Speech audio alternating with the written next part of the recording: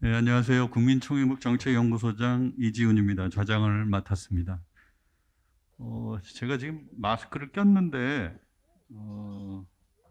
저는 벗을게요. 예, 마이크를 사용하시는 분은 마스크를 벗고 말씀을 해주시고 들으시는 분은 좀 불편하시더라도 마스크를 좀 착용해 주시면 좋겠습니다. 지금부터 토론 얘기를 좀 들을 텐데요. 토론자분이 세 분이 예정돼 있었는데 한 분 그 허중호 국회미래연구원의 삶의 질 데이터 센터장이 가족분의 요즘 응급 환자가 생겨서 부득 참석하지 못했고요. 그래서 허중호 센터장님의 토론문은 발표문을 참조해 주시면 감사하겠습니다. 자, 발표자 김사무 전 구청 광주광역시 광산구청장님의 토론을 먼저 듣겠는데 토론 시간은 7분 드리겠습니다. 시간을 가능하면 지켜주시면 고맙겠습니다. 네, 반갑습니다. 민선 7기 광주광역시 광산구청장을 역임한 김사무입니다. 민선 7기는 지방자치 역사에서 굉장히 중요한 어떤 모멘텀이 있었습니다. 그 4년을 기억해 보면 거의 코로나하고 4년 동안 몸부림은 시간이었습니다만은 그래도 지방자치 역사 그리고 또 우리 공공행정에서 굉장히 큰 변화가 있었습니다. 저는 행복 정책에서 엄청난 그 변화와 모색이 있었던 시간으로서 민선 7기 4년을 기억하고 싶습니다. 조례를 만드는 붐이 있었고 지표 개발 그리고 또 행복실현 지방정부 협의회를 통해서 공동으로 다양한 사업들이 전개됐던 것이 민선 7기의 특징이고 거기에 국회에서도 아까 윤호중 대표님 오셨습니다마는 행복 학습 모임이 조직되어서 또 지방자치단체와 국회와 연대하는 그런 움직임이 있었다는 것이 굉장히 큰 특징입니다. 지방자치가 30년 다 돼갑니다. 지방자치 횟수를 거듭하고 기수를 계속할수록 그 키워드들의 어떤 변화 발전 양상도 확인할 수가 있습니다. 민선 초기에는 대개 지역 개발이나 축제나 지역의 아이덴티티를 확보하는 그런 노력이 있었다면은 민선 3, 4기 정도에서는 무상급식이나 친환경 이런 이야기들이 핵심 화두였습니다. 그리고 민선 5, 6기에는 대개 복지, 공동체, 자치 이게 중심 과제였습니다. 아까 말씀드렸다시피 민선 7기는 코로나와 같이 싸워나가는 그 시대 정신이 있었고 아울러 행복이라는 것이 민선 7기를 특징지는 키워드 중에 하나이지 않겠냐 하는 그런 생각을 합니다. 물론 지방자치 역사 속에서 행복은 아까 발제도 있었습니다마는 각각의 광역이든 기초든 이 행복 정책에 대한 모색들은 산발적으로 있었습니다. 그런데 민선 7기의 행복 정책은 집단화되고 조직적으로 공동 모색하는 것이 가장 큰 특징이고 더 심화된 내용 아니냐 이런 생각이고요. 이렇게 민선 7기의 행복 정책이 이렇게 화두가 된 것은 결국 공공행정의 최종의 목표는 시민의 삶, 국민의 삶의 행복을 증진하는 거다 하는 궁극의 목표에 우리의 행정의 어떤 그 목표 도달점이 어느 정도 좀 온 거 아니냐 이런 생각을 합니다. 그런데 이런 활발하게 타오르기 시작했던 공공 부분에서의 행복 정책이 위기입니다. 잠깐 몇몇 단체장님들과도 의논했지만은 4년마다 한 번씩 오는 지방선거, 이건 뭐 어쩌면은 딜레마죠. 정권이 교체되면 전임 정부에서 했던 일들이 다소 주춤하거나 아니면 폐기되거나 하는 그런 것들이 지방선거 내지는 선거제도가 갖고 있는 딜레마입니다. 지방자치 영역에서도 마찬가지입니다. 매몰 비용이라고 할 수 있지만 그래도 어찌됐든 간에 그러면서도 또 발전하는 것이 사회 아니겠습니까? 근데 행복정책이 민선 8기 와서 다소 주춤할 어떤 조짐이 보인다는 것이 굉장히 우려스럽습니다. 대개 민선 7기는 그 민주당 소속의 단체장이 압도적으로 많았습니다. 166개 지방정가가 기초해서 했었는데 이번에는 오히려 반대로 역전돼서 166개 정도가 국민의힘 소속의 단체장이고 나머지는 민주당 소속이 이제 소수가 되는 그런 형국입니다. 평화적으로 정권이 교체돼도 정책이 계승되는 것이 굉장히 쉽지 않은데 이렇게 이제 적대적 정권 교체가 됐다면 아마도 행복 정책이 굉장히 많은 어떤 어려움, 난관에 봉착하지 않을까 하는 그런 예상이 듭니다. 그렇지만 이런 게 어떻게 극복될 수 있을까? 아까 이재경 박사 말씀하실 때 이제 법제화의 가능성 필요하지만 또 이제 법제화도 리스크가 있다는 말씀을 했습니다. 법제화하는 것이 오히려 불행을 더 조장하는 그런 가능성이 있다는 그런 취지에서 말씀하셨는데, 그럼에도 불구하고 나는 국회에서 기본법 그리고 행복 영향 평가를 법제화하려고 하는 그런 다양한 노력, 이건 나는 굉장히 중요한 어떤 전기가 될 거다 이렇게 생각을 합니다.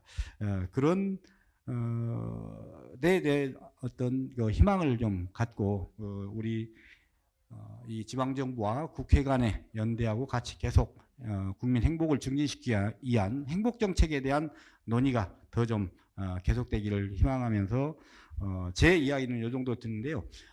다만 이제 광산구에 구청장을 역임했던 사람으로서 이 자리에 왔기 때문에 왜 왔을까? 이건 광산구에서 지난 4년간 했던 행복정책의 패키지라고 표현했는데, 되게 조례를 제정하고 전담 부서를 설치하고 그리고 또 조사 지표를 개발하고 행복 조사를 했던 일련의 행복정책 패키지를 전일적으로 완성했던 게 어쩌면 흔치 않은 사례로서 광산구가 이야기가 될 수 있을 겁니다.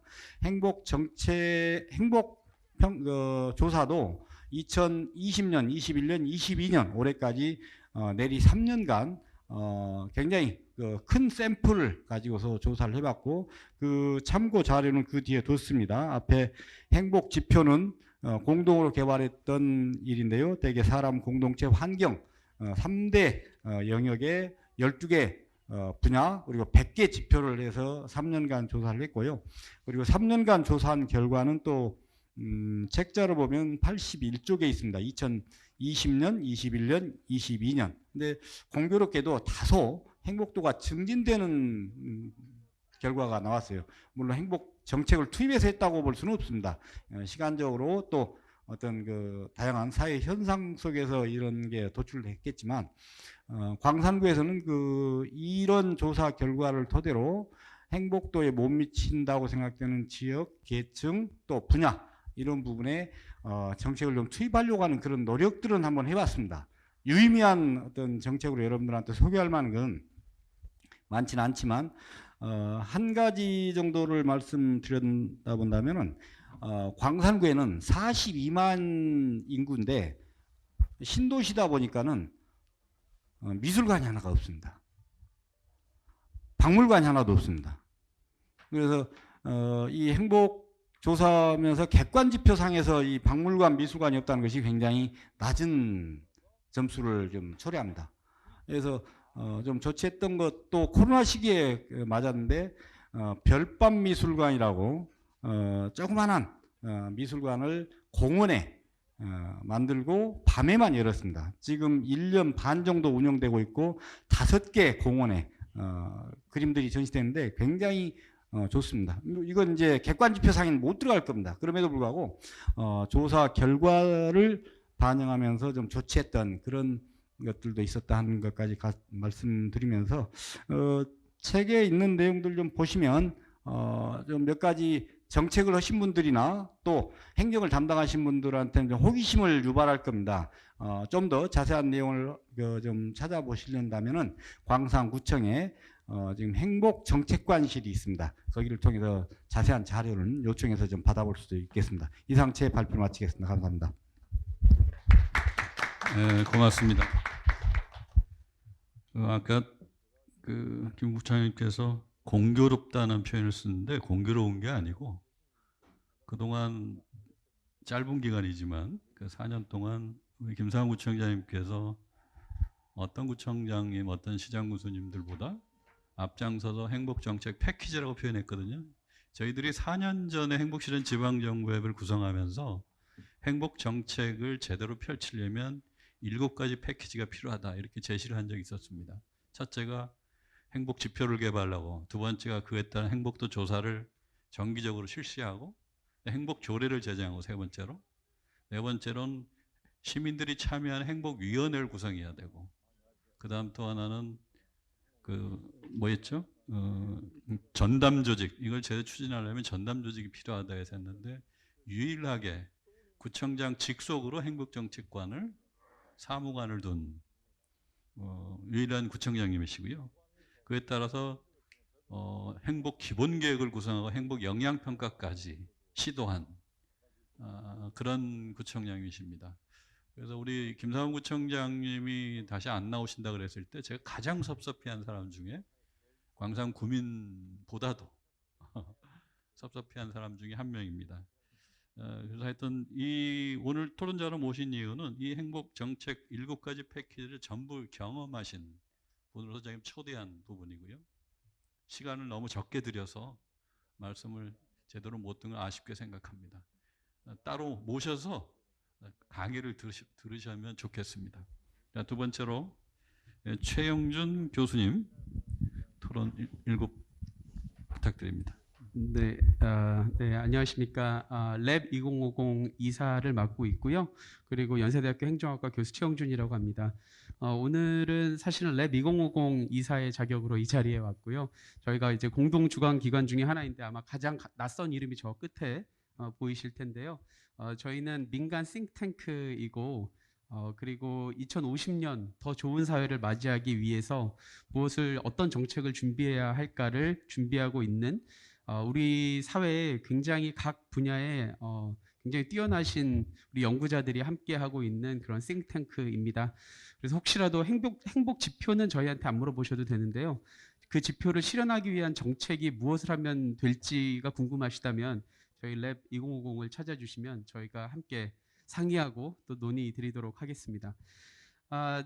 저도 지난 5년 동안 뭐 국무총리께서 만드신 행복위원회 혹은 뭐 대통령 정책기획위원회 그리고 랩 2050 등등에서 계속 행복에 대해서 같이 연구를 할 기회들이 많이 있었습니다. 그러면서 정말 행복에 대해서 관심이 많구나라는 생각이 이미 너무 훌륭한 내 발표자 선생님들을 통해서 이미 잘 말씀해 주셨지만 저도 충분히 그런 생각을 하고 있었고요. 반대로 항상 또 가슴이 아팠던 것은 이렇게 우리가 행복 연구를 많이 하고 저 같은 경우 이제 논문을 서칭을 하다 보면 얼마나 많은 논문이 쏟아져 나오는지 알 수가 없습니다. 그렇게 논문이 많이 쏟아져 나오는데 왜 우리 사회와 이 지구가 전체적으로 왜 행복하지 않게 점점 변해갈까에 대한 저도 지표에 굉장히 그 세부적인 지표에 관심이 많고요.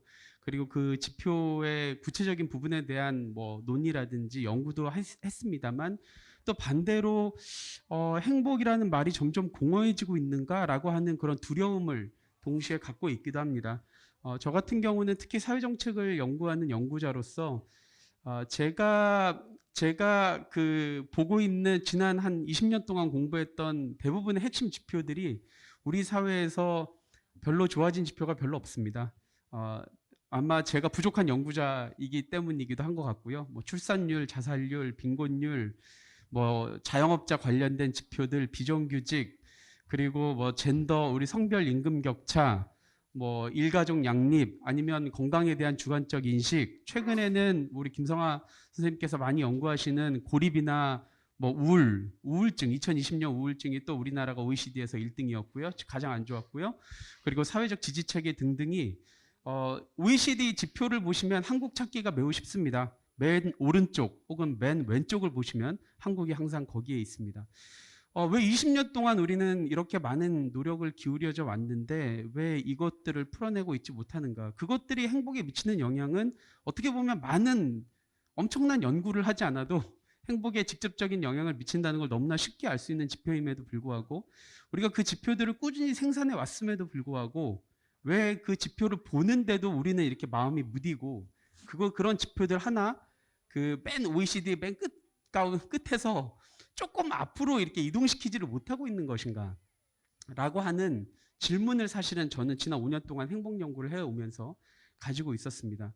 그러면서 이제 제가 얻었던 결론은 행복은 매우 급진적인 아젠다다라는 겁니다. 행복이 쉽지 않습니다. 그 행복이라든지 아니면 우리 기후변화, 우리 이재경 선생님 말씀해 주셨는데 이런 중요한 주제들을 저희는 자꾸 인문학적인 책 속에 혹은 훌륭한 분들의 말 속에 자꾸 가둬두려고 하는 경향이 있습니다. 하지만 그것이 진짜 현실에서 발현이 되려면 어마어마하게 치열한 정책 과정과 정치의 과정을 거치지 않으면 단 한 스텝도 앞으로 나아가기가 어려운 게 그게 바로 행복이고 그게 기후변화입니다. 예를 들어서 뭐 하나 바꾸려고 하면 더 많은 재원이 필요하고요. 바로 증세가 필요할 수도 있고요. 그리고 그것을 하기 위해서는 아마 어마어마한 사회에 부딪힘이 있어야 될 수도 있습니다. 그것을 다 피하고 나서 다 피한 다음에 행복을 추구하자라고 했을 때 그게 자칫 공허해질 수 있다는 거죠. 그런 차원에서 저희가 뭐 선생님들도 이미 다 말씀해 주셨고 특히 이길 선생님께서도 어떻게 정책으로 이게 연결되는 것인가라는 부분에 대한 강조를 해주셨는데 그 부분에 대한 강조를 다시 한번 제가 말씀을 드리고 싶습니다. 사실은 제 토론문은 약간 발표문처럼 뭐 이것저것 내용들을 많이 담아놨는데요. 저는 그 행복을 연구하면서 최근에 랩 2050은 저희는 자유 안정성이라고 하는 개념을 우리 사회와 함께 많이 공유한 바가 있습니다. 자유와 자유롭고 안정적인 사람이 행복하다는 겁니다. 자유만 있고 안정이 없으면 혼돈에 빠지고 그리고 자유가 없고 안정만 있으면 노예 상태와 다름이 없다라고 지금은 바우만이라는 분이 말씀하신 바 있습니다. 그러니까 그런 차원에서 자유와 안정은 사실은 그 행복에 관한 논문을 여러 보다 보면 굉장히 중요한 요인으로 나오고 있고요. 그리고 거기에 영향, 자기가 얼마나 하고 싶은 말을 할 수 있고 그리고 예를 들어서 우리 동네에서 벌어지는 여러 일들에 대해서 내가 과연 목소리를 냈을 때 그거를 누가 들어주는가? 라고 하는 그 영향 요인까지 합치면 그게 요즘에 많이 서구에서 논의하는 적극적 시민성의 세 가지 개념이 됩니다. 자유, 안정, 영향입니다. 그리고 그 세 가지 제 토론문에 보면 나옵니다만 그 세 가지가 다 있는 사람들은 10점 삶의 만족도 척도에서 95% 이상이 6점부터 10점까지 삶의 만족을 하고 있고요. 세 가지가 다 없으신 분들은 거의 95%가 1점부터 5점까지의 응답을 하고 있습니다. 행복과 매우 밀접한 관계를 맺고 있는 게 바로 자유, 안정, 영향이라고 할 수 있고요. 그게 바로 어떻게 보면 김성환 선생님 말씀하신 사회적 지지체계라든지 얼마나 자기의 삶에서의 선택권이 있는가의 문제라든지 아니면 경제적인 안정성 같은 게 여기에 직접적으로 해당됩니다. 다양한 지표를 저희가 계속 제시하는 것도 중요합니다만 핵심적인 지표, 그것이 과연 우리가 있는가에 대한 그 질문을 던지면서 그 질문이 만약에 변하지 않는다면 조금 더 그거에 대해서 치열하게 논의하는 과정들이 저는 필요하다라는 생각이 들고요. 특별히 지방자치 그 단체 레벨에서는 영향과 자율에 대한 부분을 더 많이 신경을 써주셔야 된다라고 생각이 듭니다.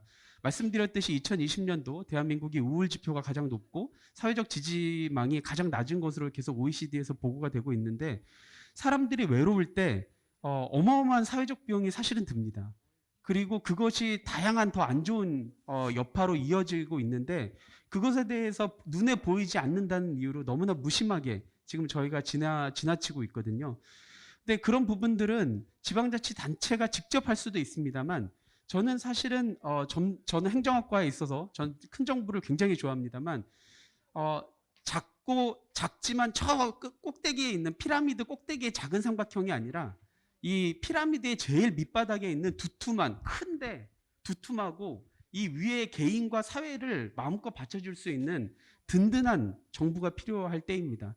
지방자치단체가 그런 역할을 해줘야 되고 어떻게 공동체를 활성화시키고 지역에 있는 비영리단체들을 활성화시키고 개인과 만나면서 우리 이재경 선생님 말씀하셨던 관계인구들을 만들어내면서 사람은 많지만 항상 서로를 보면서 으르렁대는 그런 사람들이 아니라 적어도 아주 그냥 탄탄한 근육을 가지고 있는 그 근육질의 관계인구들을 지금 지방에서 만들어내는 것이 저는 굉장히 중요한 일이고 거기에서 특히 안정적인 요소는 중앙정부라든지 국회가 앞장서서 어떻게 하면 개인들의 안정성을 높일 것인가에 대한 진지한 고민을 해야 될 때라는 생각이 듭니다. 이런 것들이 좀 다 받쳐졌을 때 그나마 지금보다 조금씩 앞으로 갈 수 있다고 생각이 됩니다. 하지만 지난 2년간의 여파가 저는 이제 시작돼서 앞으로 매우 안 좋은 여파를 향후 5년, 10년에 보일 거라고 저는 거의 확신하고 있습니다. 특별히 그 관계에 대한 부분이 더 그렇고요. 마치 IMF 위기 때 2, 3년 있다가 우리가 IMF 끝났다라고 생각했지만 그때부터 출발해서 저출산, 비정규직, 자영업 그때 작은 불씨라고 생각해서 무시했던 불씨가 지금 활활 타오르고 있는데 불을 못 끄고 있습니다. 20년 동안. 지금 이제 막 새로운 불씨가 이제 나오기 시작했고요. 이거에 대해서 적극적으로 우리가 나서지 않으면 아마 또 20년 후에 이 불씨가 그때 이렇게 클지 몰랐다고 얘기하면서 우리나라를 활활 태우고 우리의 행복을 활활 태우고 있을 겁니다. 여기 계신 이제 굉장히 우리 실질적으로 정책을 하시는 우리 이제 단체장님들 많이 계신데요. 더 행복에 그리고 더 구체적인 정책에 더 적극적으로 나서주기를 다시 한번 당부드리고 싶습니다. 감사합니다. 예, 고맙습니다, 최 교수님. 아까 말씀드린 대로 세 번째 토론은 국회미래연구원의 허정호 삶의 질 데이터 센터장님이 삶의 질과 행복 수준을 살펴보고 정책적인 시도가 이루어져야 한다는 토론을 발표해 주시기로 하셨는데 집안에 급한 환자가 발생하셔서 부득 참석하지 못했습니다. 자료집 93쪽에서 96쪽 참조해 주시기 바라고요. 여기서 세 분의 의견들 중에 있었지만 제가 한 부분만 눈에 띄는 거를 저희들이 고민되는 지점, 국민행복기본법과 관련하면서도 여기서도 지금 이 박사님이 이렇게 말씀하고 계시는데 주무부처를 어디로 해야 될 것이냐, 행복. 네. 이 부분에서 이따가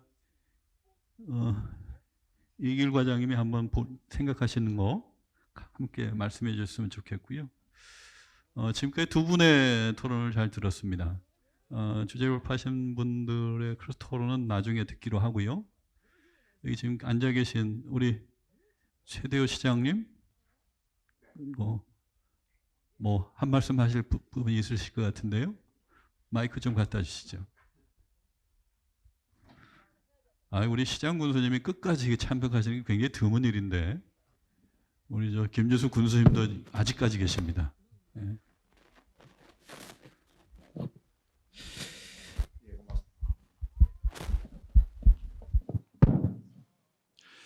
네, 아까 네 분의 우리 발제자님 말씀 잘 들었습니다. 공감하는 바가 대단히 컸습니다. 감사드리고요.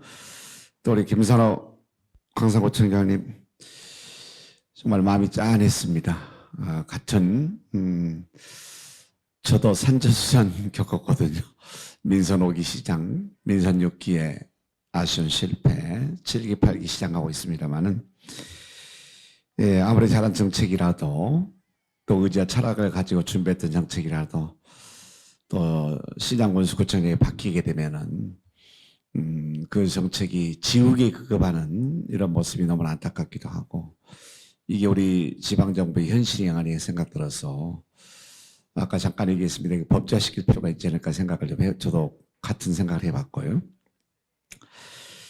또 선도적 선제적으로 정말 행복 지표도 개발하고 또 주민들에 대해서 조사 연구 또 실행했던 점에 대해서는 정말 저도 감사하고 또 자랑스럽게 생각합니다. 우리 최영준 교수님 말씀을 들으면서 저도 공감을 하고 컸습니다. 모든 지표가 정말 부의 성장은 많이 향상됐습니다. 증진됐습니다만은 각종 지표는 거의 낙제 수준이다 생각해서 부끄러이 생각을 합니다. 자료를 보다 보니까 90쪽이었네요. 지자체에 대한 신뢰에서 국회의원 7.9, 중앙정부는 24.4라는 지표가 과연 어떤 것을 나타내는지 한번 제가 더 좀 질문하고 싶었고요. 과연 국회의원들이 또는 국회의원이나 국회 종사자들이 지자체에 대한 신뢰도 표시와 또 중앙정부에 있는 관료들이 지자체에 대한 신뢰 지표인지 만약에 이 지표가 맞다고 하게 되면은 이건 보통 간단치 않은 문제가 되겠구나 생각이 들었습니다. 저희들이 경험하고 있습니다만은 아직도 지방자치 금년 2월 13일이었네요. 2월 23일 전부 개정안이 통과됐습니다만은 아직도 지금 지방자치단체라는 표현을 쓰고 있습니다. 지방정부, 광역정부, 중앙정부 해야 되는데 아직도 중앙정부에서는 이 지방자치단체라는 표현을 쓰고 있고 지방정부라는 표현에 대해서는 아직 개정이 안 되고 있는 중입니다. 국회에서도 마찬가지지요. 이건 대단히 참 부끄럽기도 하고 또 심각한 상황이 아닌가 생각합니다. 그래서 여기에 대한 좀 더 보충 설명을 좀 해주시면 좋겠다 이런 생각이 들고요. 예. 그리고 전반적으로 가장 민생을 잘 지키고 예. 지역 주민들의 삶을 정말 지키고 있는 것이 이 지방자치단체거든요. 아.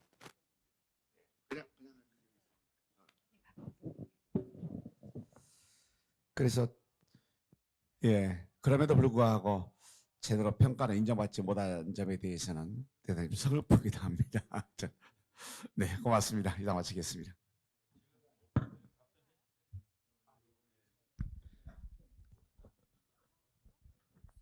예, 그 90페이지 보시면은 이제 지자체에 대한 신뢰가 있는데요. 여기에서 이 조사가 이제 2022년 8월에 한국갤럽하고 저희 연구팀이 이제 함께한 이제 굉장히 따끈따끈한 조사입니다.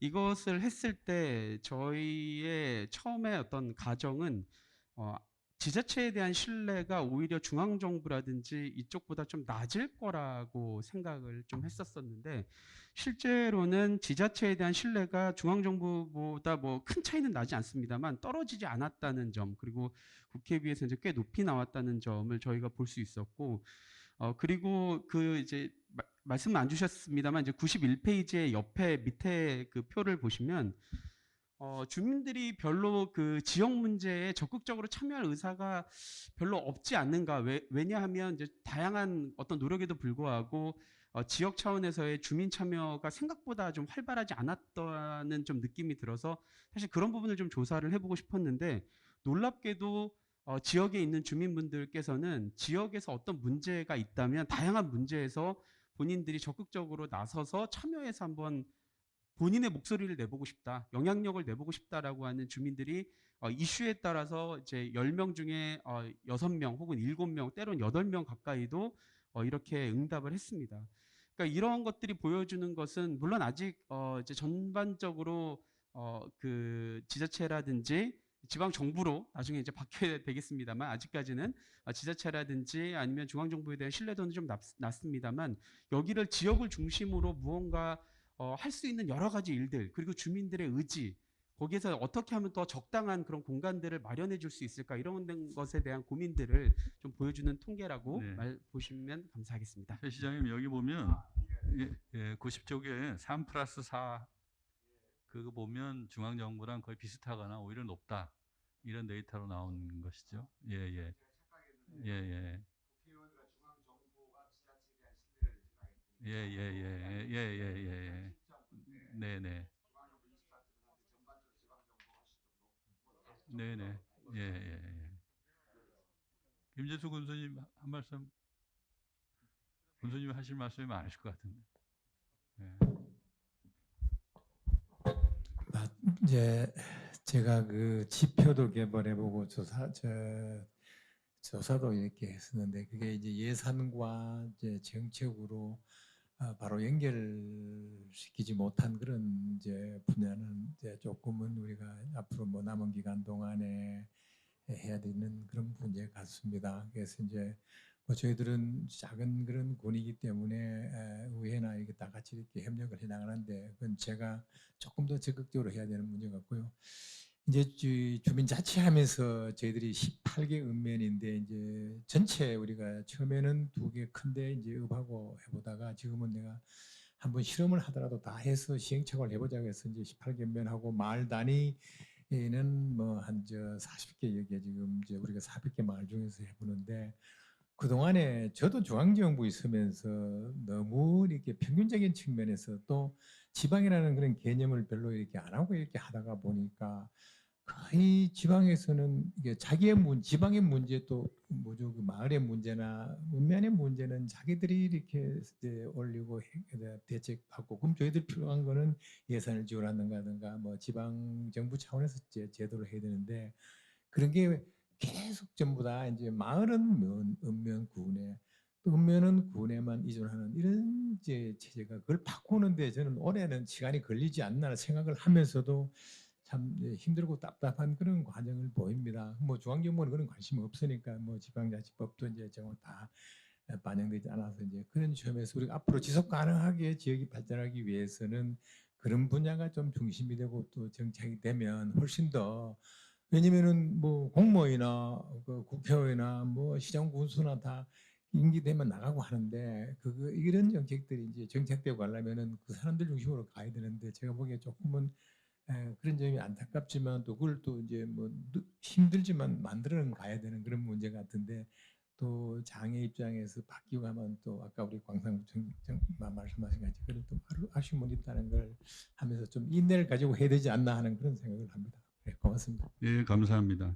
아직 아까 우리 이재경 실장님 발표하면서도 말씀하셨지만 일본 같은 경우 10년 이상 정책이 누적이 되고 하는 결과물로 나타나는 것이고 저희들 같은 경우 아예 걸음마 수준이잖아요.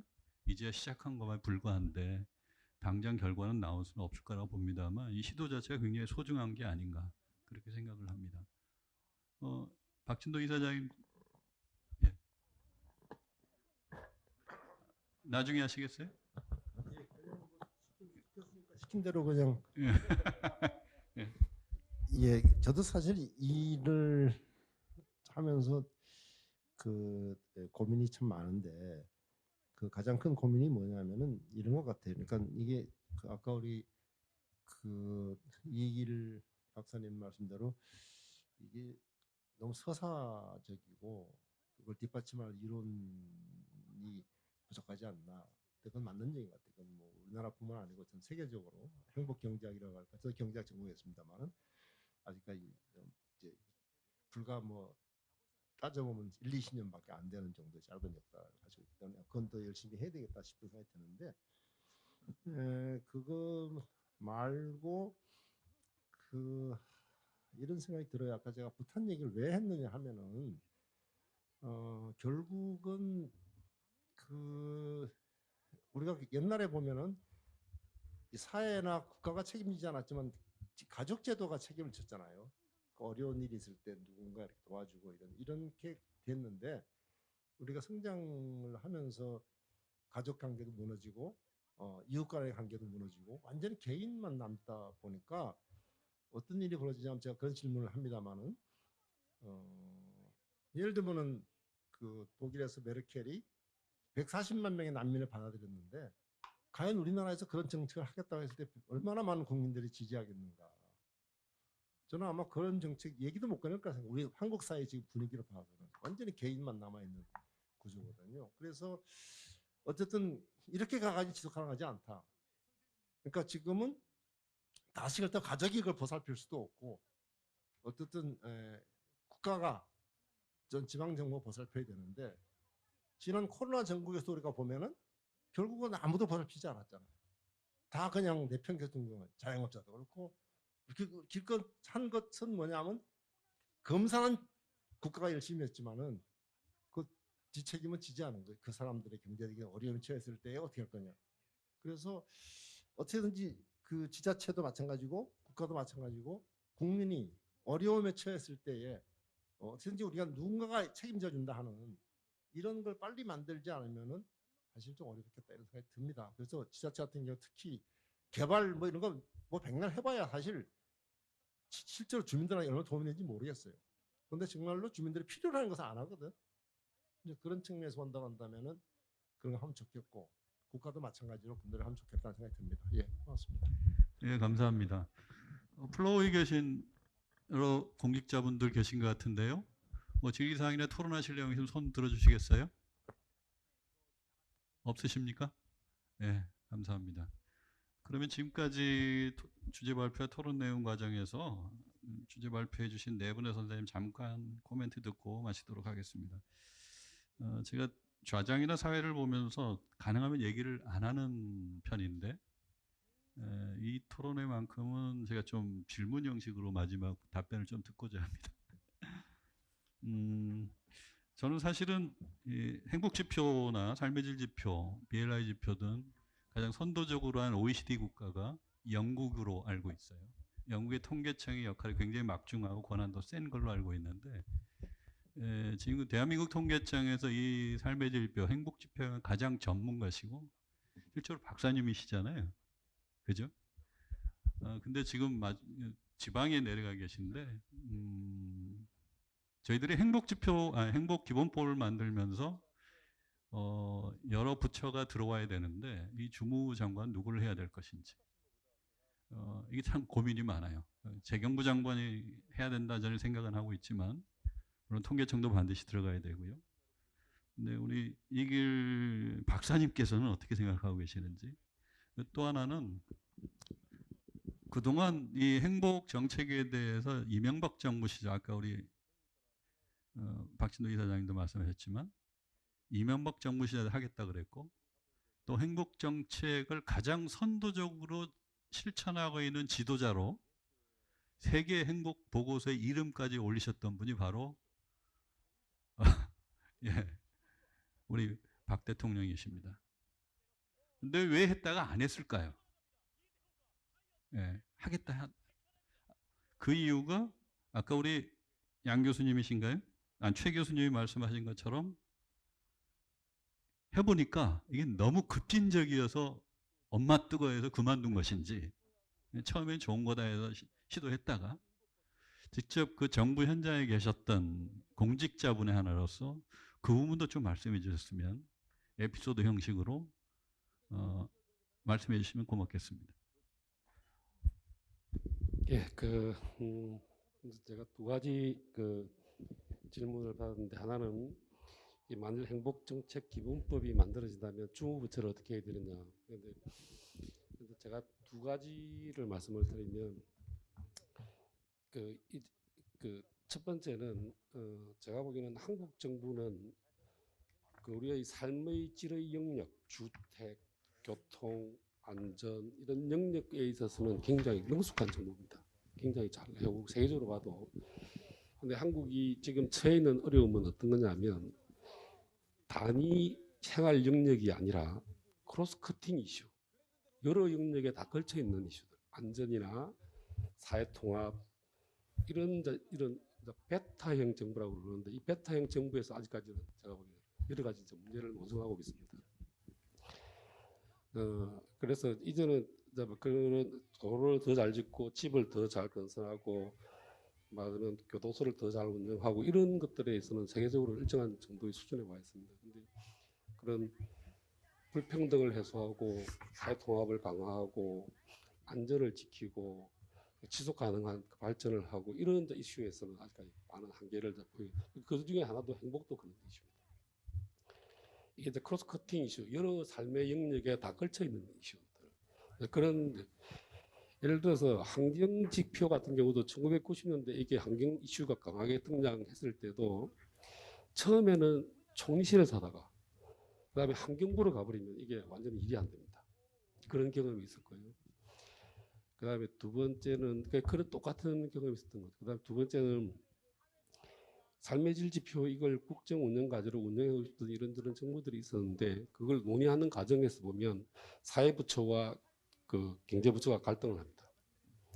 사회부처에서는 좀 더 적극적으로 이 문제를 다루고 싶어 하고 경제부처에서는 말하자면 재정 논리나 이런 걸 가지고 반대를 하게 되고 그런 경험들이 일반적으로 그렇게 진행되고 제가 비슷비슷한 경험들을 봤습니다. 그런 걸 보면 이 일이 실질적으로 제대로 되려고 하면 강력한 국무조정실이나 이런 식에서 들어가서 통합부처 말하자면 여러 부처에 걸쳐 있는 일을 조정할 수 있는 위치에 있는 부처에서 하는 게 가장 아이디어랍니다. 그렇게 그런데 지금은 그런 아이디어라는 그런 것보다 제가 보기에는 뭐 경제부처든 아니든 복지부가 되든 먼저 이걸 자기의 중요 사무로 받아들이는 그래서 지난 정부에서는 그러면 교육부 보고 일을 하라고 사회부처 근데 실제로 잘 관리가 안 되죠. 해보면 잘 안 됩니다. 그래서 경험적으로 보면 저는 그냥 국무조정실이나 이런 식의 어떤 총리실에서 이렇게 크로스 커팅 이슈로 본부처 업무로 다루는 게 맞다 이렇게 생각이 들고요. 그다음에 두 번째가 박근혜 정부에서 왜 이게 내부적인 갈등이 있었죠. 그런데 있어서 그냥 제가 말씀드린 대로 경제부처의 의견이 더 잘 강하게 세트가 된 거죠. 그 결과입니다. 뭐 다른 게 있는 게 아니라 여전히 아직까지 한국 사회는 이 도파민 중독 사회에 가깝게 성장이나 이런 것에 강한 그 국민들의 가치관도 그렇게 형성돼 있고 그래서 사실은 이런 포럼이 굉장히 중요한데 그래도 아직까지는 제가 보기에는 굉장히 다른 우리나라의 경제 수준에 비해서 너무 강력한 물질주의자들이 한국에 너무 많고 그렇기 때문에 이 일 자체는 굉장히 시간이 많이 걸리는 긴 호흡으로 가야 되는 일이라고 생각합니다. 이상입니다. 제가 사회자의 권한으로 한번 더 질문 드릴게요. 우리 과장님 오랜만에 뵈서 OECD 세계 포럼을 이명박 정부 시절에 처음에 멕시코에서 열었고요. 문재인 정부 때 인천에서 열었습니다. 이게 예산도 엄청 많이 들었을 텐데 이게 어떻게 두 번씩이나 우리나라에서 이 주제 자체가 전부 이 삶의 질과 대안 지표와 관련된 행복 지표와 관련된 주제였는데 그렇죠? 예. 그건 뭐 사실은 그 OECD가 이제 이 포럼을 개최할 때가 말하자면 경제 IMF가 오고 그런 근데 이 문제에 강력하게 봉착했던 나라들이 한국, 일본 이런 나라였습니다. 말하자면 굉장히 잘 사는데 사람들은 굉장히 언해피한 걸 경험하고 그래서 사실은 제가 이 업무를 담당하면서 국제회의를 4번을 했습니다. OECD 포럼을 2번 하고 그 외에도 유럽 쪽하고 큰 조인트해서 또 GDP 플러스 뭐 이런 프로젝트도 했고 서브젝트 웰빙, 서브젝트 웰빙 지금 여기서 행복이라고 말하는 것 중에서 주관적인 행복, 주관적인 지표 쪽 관련돼서 국제 OECD가 또 그걸 요청해서 그걸 포럼을 했습니다. 그게 막 이렇게 여러 번 했던 그 자체가 문제라기보다는 그만큼 우리 사회가 말하자면 경제 발전 지상주의의 그 1970년대 이후의 드라이브 거기에 따른 폐해가 너무 많이 자살이나 여러 가지 문제로 다양하게 문제가 복잡하고 있었고 그러다 보니까 뭐 모든 정부들이 그걸 다룰 정도로 그런 사회적인 여건이 형성되어 있는 게 첫 번째 이유입니다. 그게 그러다 보니까 굉장히 이 이슈가 그 교수님도 말씀하셨듯이 논문도 많이 쓰이고 막 굉장히 많은 사람들의 관심을 받았던 거죠. 그게 첫 번째 이제 이유고 그다음에 좀 더 비하인드로 말씀을 드리면 OECD의 관점에서 보면 한국은 OECD의 요구를 잘 반영하는 나라입니다. 이걸 요청하면 잘 해주는 나라예요. 그런 측면이 있는데 또 국제적으로 포럼을 해보면 한국에서 개최하는 걸 굉장히 좋아합니다. 왜냐하면 한국이 굉장히 일을 잘해요. 일 자체를 잘해요. 그리고 거기 오시는 분들이 매우 만족해합니다. 손님 접대도 잘하고 일도 굉장히 매끄럽게 진행하고 그래서 거기에 오는 그 회의에 오시는 국제적인 그 이슈를 담당하고 있는 사람들이 한국에서 개최하는 걸 굉장히 좋아합니다. 사실은. 그건 이제 다른 문제인데 하여튼 그런 이게 말하자면 이 논의 과정에서 한국에서 개최될 가능성이 있다는 이야기들이 회의꾼들 사이에서 돌고 그런 이야기를 그렇게 그런 면이 있습니다. 예, 알겠습니다. 뭐 얘기 못할 여러 가지 에피소드가 있겠죠. 근데 하여튼 저는 궁금했던 게 그런 겁니다. 이 엄청난 이 OECD 국제회의가 한국에서 2번씩이나 개최됐는데 이 결과물 우리한테 뭐를 남겼는지 그게 참 궁금해서 그렇거든요. 나중에 따로 얘기 나눌 기회가 있었으면 좋겠습니다. 두 번째 우리 김성하 박사님, 저희 포럼에서는 아직 행복하지 않은이라는 표현을 쓰는데 여기서는 덜 행복한이라고 표현을 거의 비슷한 의미로 쓰신 것 같습니다. 뭐 정책 제안이나 이런 것도 저희들이 행복예산제 얘기하고요. 뭐 모니터링 해야 된다. 취약한 사람이 누군지, 아직 행복하지 않은 사람이 누군지 찾아내는 게 가장 중요하다. 이렇게 했고 저희 포럼에 들어오셔서 같이 활동해도 좋겠다 생각이 들 정도로 똑같은 얘기를 하셨는데 복지국가를 위한 제도 개선도 필요하다고 말씀하셨고요. 하여튼 이 부분과 관련해서 더 추가로 저희들 얘기했던 거의 같은 얘기를 해주셔서 추가로 해주실 말씀이나 이런 게 있으면 짧게 보완해서 말씀해 주시면 고맙겠습니다. 네. 짧게요. 네. 주신 질문을 좀 두루뭉술하게 듣고 저도 이렇게 오늘 심포지움에 참여해서 말씀들을 들으면서 제 의견을 그러니까 말씀드리고 싶은 게 있어서 또 말씀을 좀 드리고 싶습니다. 일단 지표 인데요. 네, 지표 측정하는 건 필요하죠. 활용을 염두에 둔 측정의 필요성에 대해서는 여기 계신 모든 분들이 공감하고 계시다고 생각합니다. 근데 지표 체계가 언제 완벽해질 수 있을까 생각하면 그거는 사실 불가능한 일일 것 같아요. 지금 굉장히 많은 노력들이 이미 있고 그 노력들을 활용하는 방안이 현실적이지 않을까 생각합니다.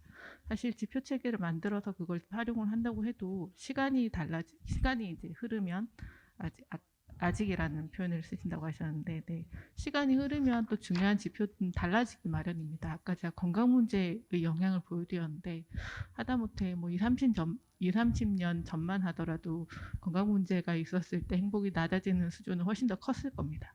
지금은 어느 정도 제도 개선이 있었기 때문에 그게 좀 완화되지 않았을까라고 생각을 하거든요. 그렇다면 상대적으로 그 지표의 영향력은, 그 중요도는 지금 약간 후순위로 밀어도 되는 거죠.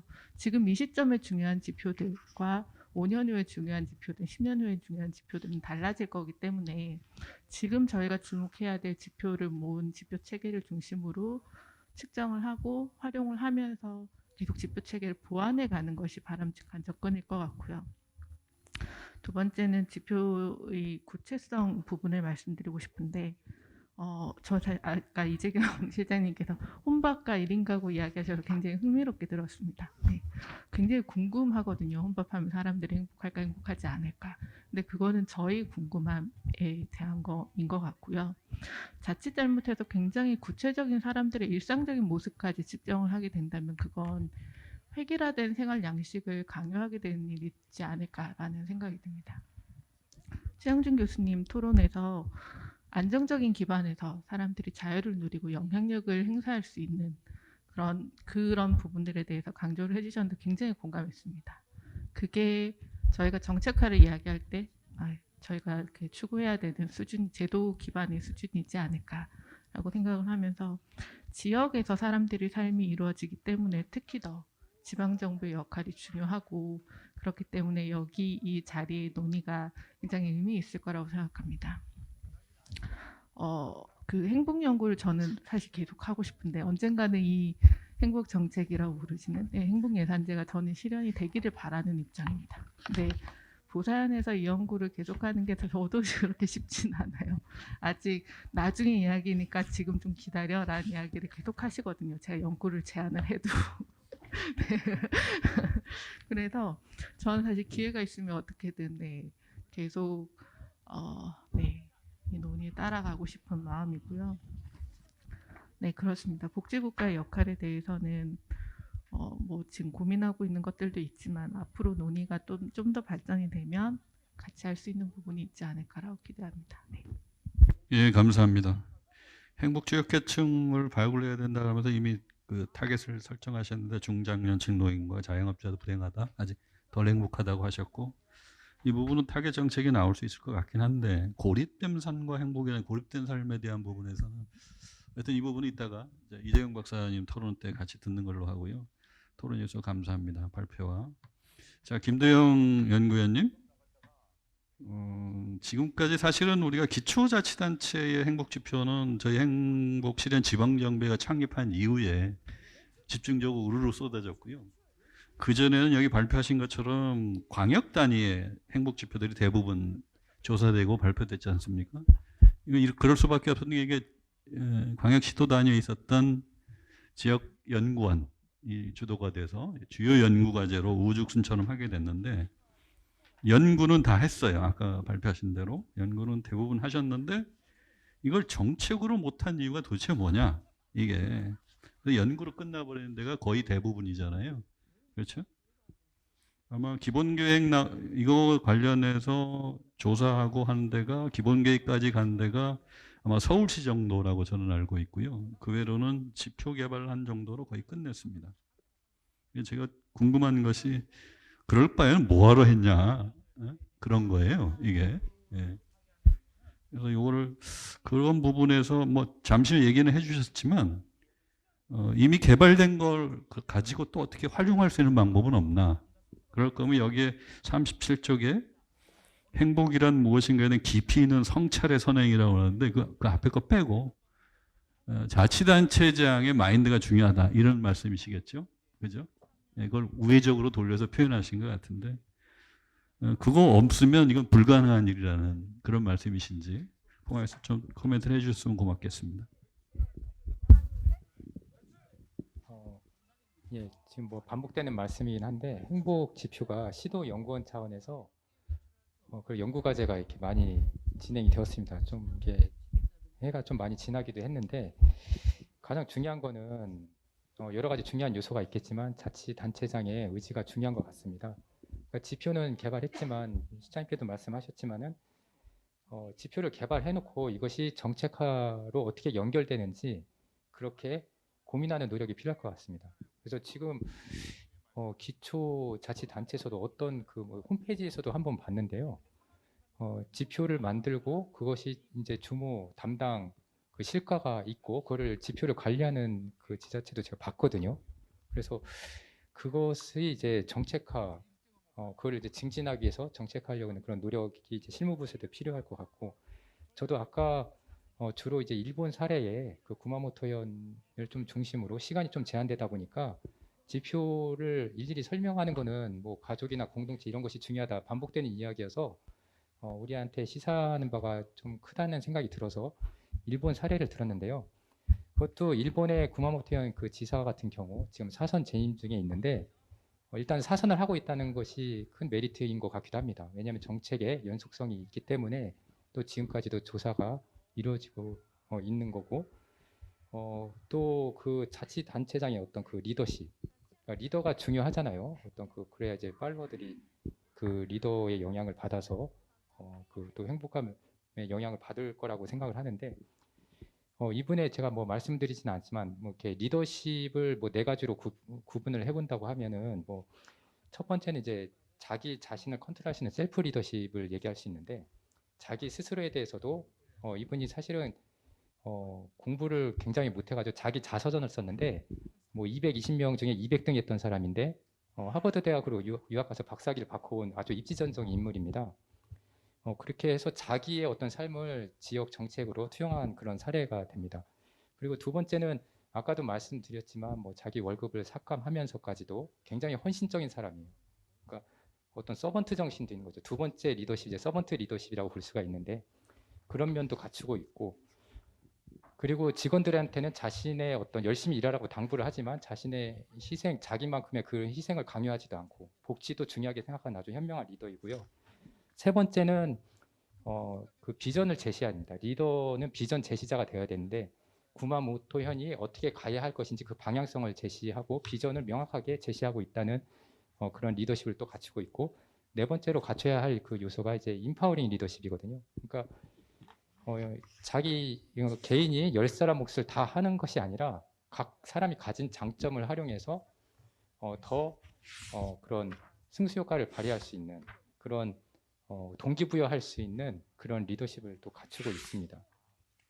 그리고 행복의 그 패러다임은 처음에 이제 시작이 행복과 관련된 그런 다양한 책들을 보면은 처음에 이제 뭐 학자들이 얘기하는 것은 이제 경쟁 사회 부분부터 좀 그 문제점을 진단하고 있거든요. 경쟁에서 이 사회가 너무 삭막하고 하다 보니까 이제 그런 사회 문제화가 많이 심각해지고 있고, 그래서 아까도 제가 공간적인 스케일 이제 개인에서 시작해서 이제 도시까지 이어지는 그런 부분 말씀드렸는데, 역시 그 개인이 행복해야 또 그것보다 또 스케일 또 큰 사회 가장 기초 단위라고 할 수 있는 가족이 행복하시고, 가족이 행복해야 마을, 커뮤니티, 지역 사회가 행복하고, 또 그것이 모여서 도시가 행복하고, 또 그 규모가 또 확대돼서 국가가 행복할 수 있다는 그런 접근도 좀 필요한 것 같고요. 그거랑 연결해서 아까 이제 주무부처 한 말씀 더 드리면은, 마지막으로 좀 말씀을 드리면요. 저도 그 이길 과장님의 말씀에 공감을 합니다. 말씀 들으면서요. 지금 또 김성화 박사님도 말씀을 해주셨는데 국가 단위로서 이렇게 연구도 많이 해주셔서 또 이제 가족이나 공동체가 중요하다는 측면에서 봤을 때 이제 가족 부분이 복지부로 간다고 하면은 그런 부분도 이제 복지부에서도 할 수도 있을 것 같고, 또 뭐 지역 공동체, 커뮤니티는 또 행안부에서도 하고 있고, 지자체가 어떻게 보면 행복 정책에 가장 가까이 접근할 수 있는 단위이기 때문에 뭐 행안부에서도 할 수도 있겠지만 행복과 연결되지 않은 정책은 없는 것 같습니다. 뭐 극단적으로 말씀드리면요. 그래서 총리실에서 뭐 여러 부처에서 다 해당되기 때문에 이것을 좀 컨트롤 타워 역할을 하면서 의지를 갖고 수립을 하는 게 중요하겠다라는 생각이 들었습니다. 네, 이상 말씀 마치겠습니다. 네, 고맙습니다. 결국에는 자치단체장의 여기 성찰력을 표현하셨는데 의지가 가장 중요한 다고 할 수밖에 없는 내용 같고요. 여기 행복정책 기본 방향으로 세 번째로 정기적인 행복도 조사를 실시해야 된다 나왔는데 이것 자체가 굉장히 어려운, 사실은 여기 김상훈 구청장이 매년 행복도 조사를 실시하는 것 자체가 아마 국내에서는 처음이라고 저는 알고 있어요. 그리고 굉장히 모험적인 시도다. 저는 걱정된다 그랬어요. 처음에 매년 하겠다 그래서. 아니 결과가 안 좋게 나오면 어떻게 하시려고. 뭐 끝날 때쯤에 한 번, 2년에 한 번이라도 하시지. 매년 해야 정책의 기초로 삼으면 데이터가 된다. 이렇게 해서 확고하셔서 추진하셨는데 하여튼 매년 행복도를 조사를 실시해야 된다 말하기는 좋지만 이걸 하려면 자치단체장의 의지가 없으면 안 된다는 거죠. 결국엔 다시 이게 성찰이나 의지로 돌아갈 수밖에 없는 그런 상황이 아닌가 생각을 합니다. 제가 말이 오늘 좀 많죠. 마지막으로 우리 이재용 실장이 아까 다른 거는 다 안 싸우는데 1인 가구 문제나 사회적 고립과 관련된 부분을 뭐 하는데 요거 참 딜레마입니다.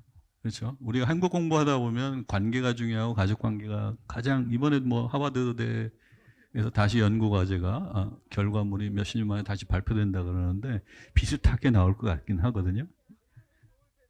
본 적은 없지만 그 부분에 대해서는 또 어떻게 생각하시는지. 예. 그러니까 제가 최영준 교수님 발표 보면서 좀 연장선상에서 고민됐던 건데요. 세 가지 요소가 있다고 하셨잖아요. 자유와 안정과 영향이라고 하셨는데 저는 세 가지 요소 중에도 자유가 제일 중요한 것 같다는 생각을 좀 했어요. 근데 왜 이런 생각을 하게 됐냐면 저희가 흔히 관계가 중요하다, 공동체가 중요하다는 얘기를 해버리면 되게 끈적하고 아주 밀도가 높고 이런 것들을 저는 자꾸 이제 상상을 한다라는 생각이 좀 드는 겁니다. 근데 제가 막상 현장에 가서 청년들을 만나보고 또 뭐 고령자들을 만나보고 상대적으로 어떻게 보면 행복 취약계층이라고 하는 분들이 대부분 그분들이니까 이렇게 만나보면 그분들이 원하는 그 관계라고 하는 것들이 꼭 그렇게 엄청나게 약간 끈적끈적한 그런 것들을 요구하는 건가? 근데 저는 사실은 제가 실제 만나봤을 때는 꼭 그런 건 아니다. 그리고 사실 또 어떻게 보면 왜 관계와 왜 공동체가 필요하냐라고 하는 측면이 보면 개인의 자유가 개인 차원에서 확보가 안 되고 있는 거죠. 그러니까 내가 혼자서 내 삶을 제대로 영위하기 어렵기 때문에 누군가에게 의존해야 되기 때문에 저는 관계와 공동체라고 하는 측면들이 있다라고 하는 생각이 좀, 그러니까 연구를 하면서 계속 그런 생각이 들었습니다. 그래서 요즘 자꾸 드는 생각이 행복의 여러 가지 요소가 있지만 가장 큰 게 결국은 자기결정권이 아닌가. 그러니까 1인 가구가 행복하다, 1인 가구를 꼭 불행하다고 보기 어려운 여러 가지 이유가 있겠지만 그중에 가장 큰 건 자기결정권이라고 하는 것. 그러니까 내가 내 시간을 내 마음대로 쓸 수 있고 내가 내 식사 메뉴를 내 마음대로 정할 수 있다라고 하는 것들. 그러니까 이런 측면들이 있더라고요. 그래서 저는 그러니까 지금 그래서 제가 사실은 요즘 지방에 가서 느끼는 이 연장선상에서 제안드리고 싶었던 것 중에 하나가 뭐냐면 이동권이었습니다. 사실. 안양을 가든 의성을 가든 광산구를 가든 어디를 가든 가서 이야기를 나눠보면 막 KTX와 GTX가 막 등장한 시대에 그렇게 이동권 얘기들을 하더라고요. 버스 노선이 없어졌습니다. 움직일 수가 없습니다. 답답합니다. 어디 갈 데가 없습니다. 그러니까 어디 원거리 가는 건 차라리 가는데 오히려 안양 안에서 의성 안에서 뭐 이렇게 안에서 도는 이동권이 너무 제한돼 있더라고요. 그럼 이 이동권 제한된 이유가 결국은 자유, 내 마음대로 갈 수 없는 자유. 그러니까 관계와 공동체라고 하는 건 내 마을에서 지금 하고 싶지 않은 분들이 많거든요. 제가 보니까.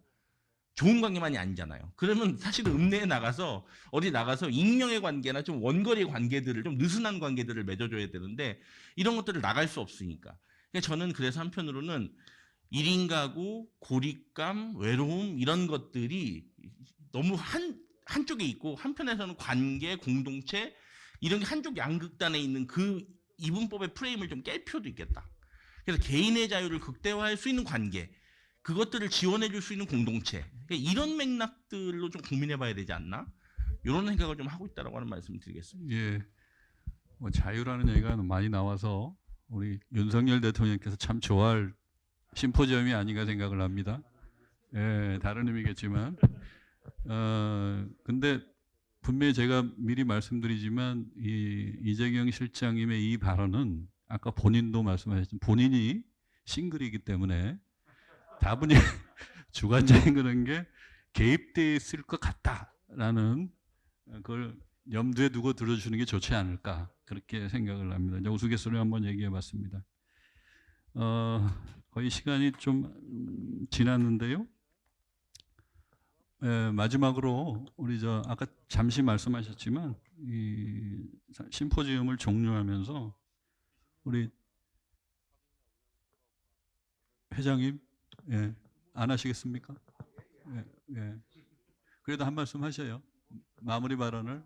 예. 오늘 많이 공부했습니다. 사실은 반성도 하고 또 더 좋은 정책으로 또 우리 시민들 또 우리 국민들도 편안하고 안전하고 또 꼭 물질적으로 풍요가 아니고 정신적으로 풍요로운 그런 환경이나 세상을 만드는데 일조해야 되겠구나 생각했습니다. 오늘 우리 전문가 여러분들 또 토론자 여러분들 정말 감사드리고요. 또 함께해 주신 오늘 끝까지 함께해 주셨어요.